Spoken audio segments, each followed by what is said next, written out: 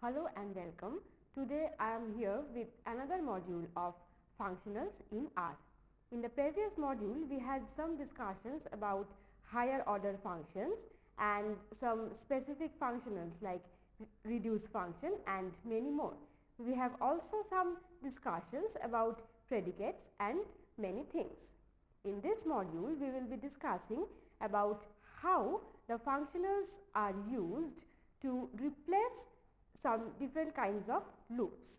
We will be discussing about several functionals in R that are used mostly. So, let us see what is there in this module. So, here we are going to learn functionals as a replacement of for loop, the lapply, sapply, vapply and eapply functions and different types of looping. Here we are starting with the ideas of using a functional instead of using a for loop. We will try to give you a number of reasons in favor of this. Each functional is made or destined for a special object. So, when you recognize the functional, try to know immediately why it is being used. So, let us see what functional actually does. Firstly, functionals act as a replacement of for loops. It helps to reduce bugs. It is popularly used and tested. Many of the functionals are written in C and hence inherit the advantages of C. Indeed, usually you need to focus on the speed of the program, but one should look at it after sorting out other more alarming problems, which includes the correctness of the program, which is often sacrificed during the use of for loop. So, let us have a quick ideas regarding this. To deal with the problem, let us consider functionals that are often an excellent substitute of for loops. The reason behind this is they allow to deal with the objective of writing a code in a more concise manner. Sometimes functionals may even perform slightly better than its equivalent for loop. But as we have just discussed, here for now we will just concentrate on the clarity, not on the runtime of the program. So, let us start with the apply family of functions which acts as functional. The simplest member of this family of functions is the lapply function. So, let us concentrate on this. The lapply function primarily takes three arguments. The first of these would be a list. Even if it is not a list, then as we all know that it can be transformed to a list by the command as.list. Secondly, it requires a function that will be applied to each of the elements of the list, and finally, some other arguments might optionally be there. Now, think about what actually this function does. At the very beginning, it takes a function, applies it to other element in a list that is provided by us, and then again returns the results in the form of a list. So, let us consider how it works. For this, let us consider the empty cars dataset. As we all know, this dataset contains measurements regarding 11 components of 32 cars. Now, suppose for each of the columns we want to find the minimum value considering each and every cars. So, what do? Consider the code that is given here. Since the same function minimum is applied to each of the columns, so the simplest thing that we are familiar with is the use of a for loop. Here exactly we are doing that.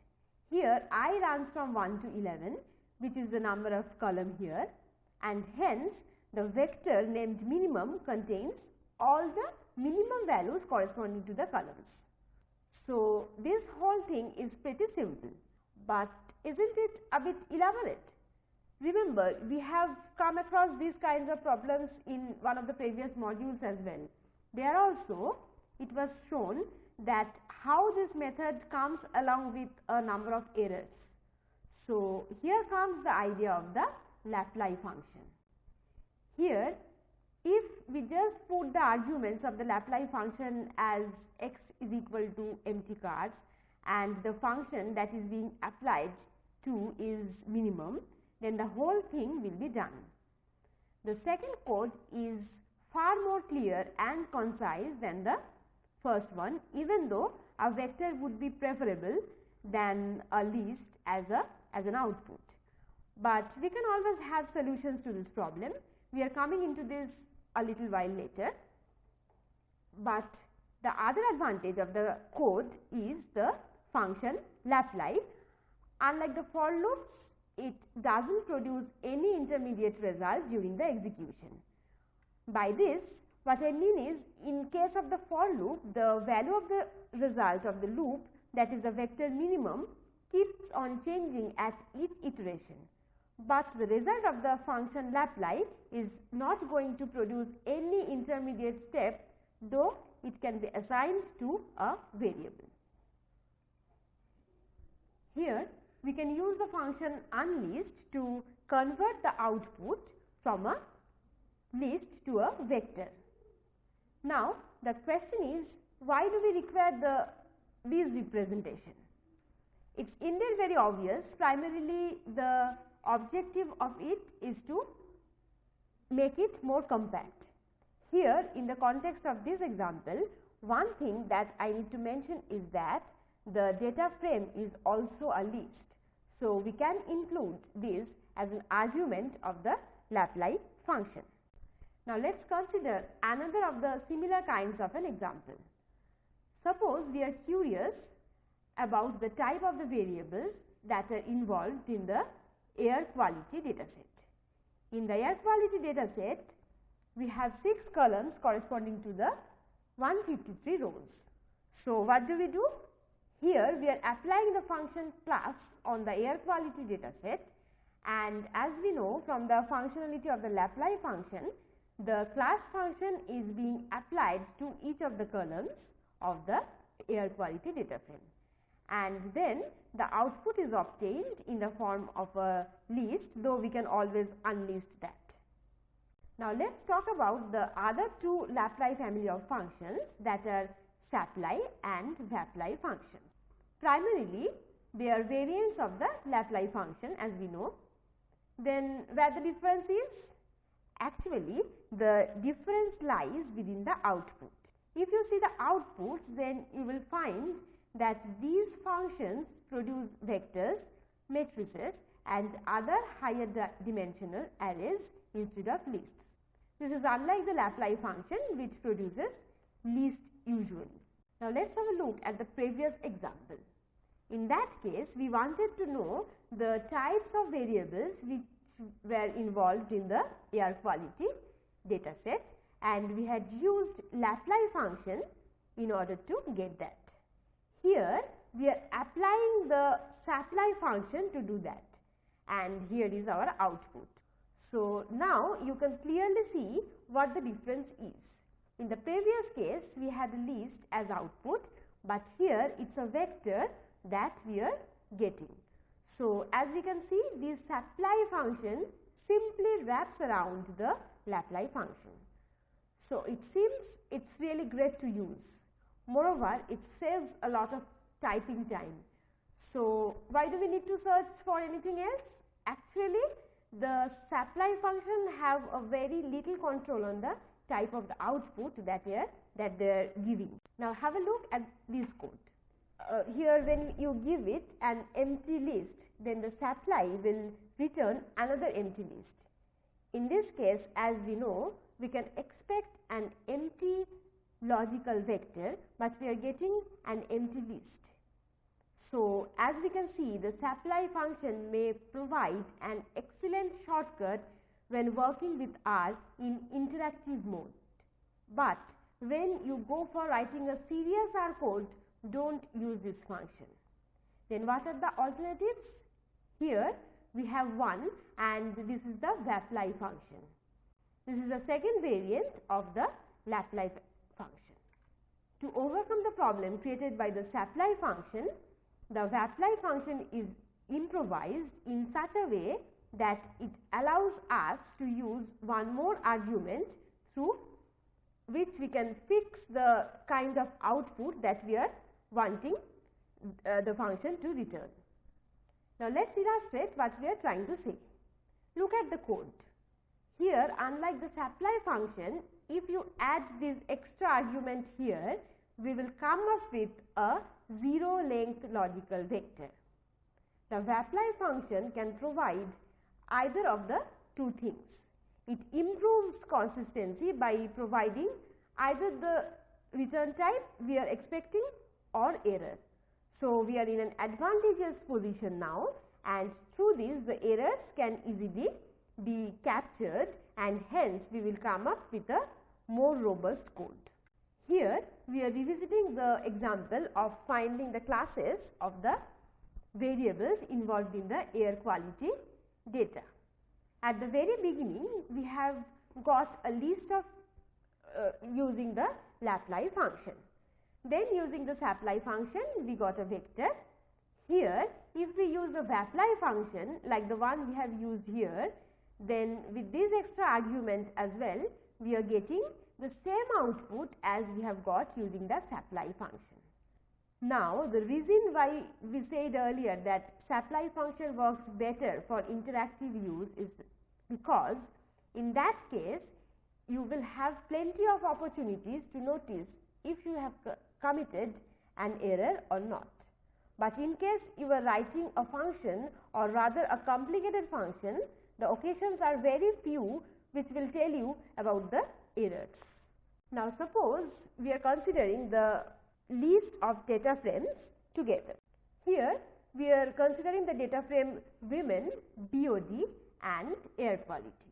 Here we named it as set underscore list. Now, if we try to find the number of columns in each of the data frame in the list of data frames, then we just need to write sapply, then set underscore list and encall as arguments, and here is the output that we are getting. So, till then it is fine. Now, let us move on one step further. Add an extra argument numeric 1 in course of using the vapply function, and here is the output. Have a look at both the outputs. These two are the same. So, no difference has been shown using the additional argument. But let us consider another data frame which contains the data frames women and quality, but also carries a null data frame. So, here is our data frame that we have given here, and we are naming it as df underscore list 1. Like the previous case, if we use sapply function here and use df underscore list 1 and encall as arguments, then we will get a list of numbers containing the number of columns of the data frame including the null value. But remember, in beginning we told you that sapply function is supposed to give a vector instead of a list. Moreover, if we write down these arguments within the vapply function with an additional numeric 1 argument, then we will get an error which is given here. Here the error reads all the latent things. If the function returns results of different types or lengths, the sapply function will return a list as we have seen here. But under the similar circumstances, the vapply function will give you an error. Now, let us consider another aspect of these two functions. Suppose we have 3 vectors containing a large number of elements. These are vect, vect1 and vect2 as it had been defined here. Now, we are putting these 3 within a list, and here is a list that we are coming up with. Now, suppose we want to find the means of these 3 vectors at a time. So, we are taking the help of these two functions, sapply and vapply. Since both are giving the same results, so now we are concentrating on the runtime of the two. So, here if we use the system.time function, then we will have these results. From this, it is very clear that the time taken in case of sapply function is much more than that of the vapply function. Now just try to find what is happening here. The primary reason is that in case of the apply function, we are fixing the type of output that is needed to be returned. But thing is not like that in case of the apply function. So R itself needs to take decision on that. So this function is taking more time compared to the previous one due to this reason. Here one thing that I want to mention is that here indeed the time difference between these two functions are very few, but when it would be the case that we need to deal with a substantially large number of data, then we will surely be benefited by using this function. Here comes some of the ideas about the looping patterns. In this discussion, we will primarily notice that how these looping patterns are related with the arguments of the Laplace family of functions. Here you need to remember some of the basic ideas of looping over a vector. Three of these kinds. Firstly, the one considering the loop over the elements of a vector. Secondly, loop over the numeric indices, and the third one is loop over the names. Now let us take up the first form. Here we are considering a vector of length 100. Next, what we are doing is we are constructing a for loop where the loop is built over the elements. Here x is going along the elements of the vector vect, and then we are applying the square root function here, and we are ending up with the square root of the values. Often we do not come across such kinds of looping structures. Why this thing happens? Usually this is not a good choice because the way it saves the output is indeed very inefficient. With this form, it is very natural to save the output by extending a data structure like the one we have given here. This is slow because each time you extend the vector, R has to copy all of the existing elements, and many a times we often seen that we should avoid copies more and more. So we are not interested in this method, at least for the for loop. Instead, create the space you will need for the output and then fill these. This mechanism is primarily used in the following type. So let us concentrate on this. Here we are looking at a for loop which primarily loops over indices. Like consider the one we have mentioned here. Here at first we are initializing the vector called val with the elements 0.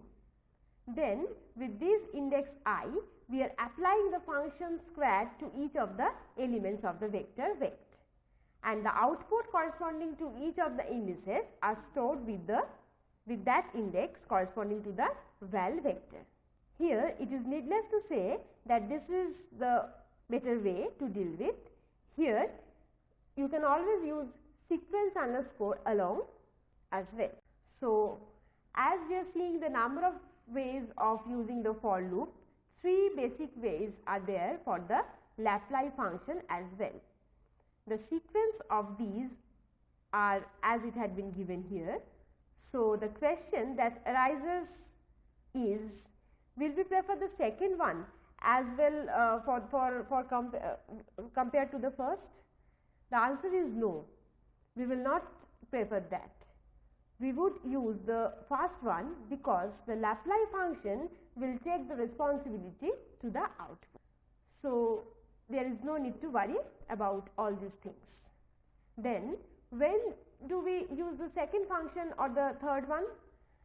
We will use them for knowing the position or name of the element that are involved. Both of them will give you the position and the value of the desired elements. So primarily this is all about Laplace and its subsidiary functions. Before starting to learn about the Laplace function, let us have a quick look about the Laplace function. In the course of advanced R, you will come across ways of mastering the art of metaprogramming and non-standard evaluation. Some discussions will be there regarding the use of environments. So, we are not going into the details of those things here, but here the thing I want to mention is that in many of the cases we do use environments as data structure because of some reasons. In our future modules, we will let you know how the objects are stored within an environment. But for the time being, let us consider an object is sorted within and is stored within an environment. Let us consider that. In that case, to use those objects and to define some functions with the help of these, we often use eApply function as a functional to the environment in case the object is stored within an environment. Now, let us see how it works. Here we are considering a new environment and we are naming it as env_new. Now, our next job is to define the elements of the environment. Let it be A and B. So, here as it had been shown, we are assigning the values of A and B with the help of these commands that had been given here. Let the values be 25 and minus 22, it can be anything. So, 25 is the value of A and minus 22 is the value of B under this new environment. Now, suppose we want to write a function that whether the values under the new environment is positive or not.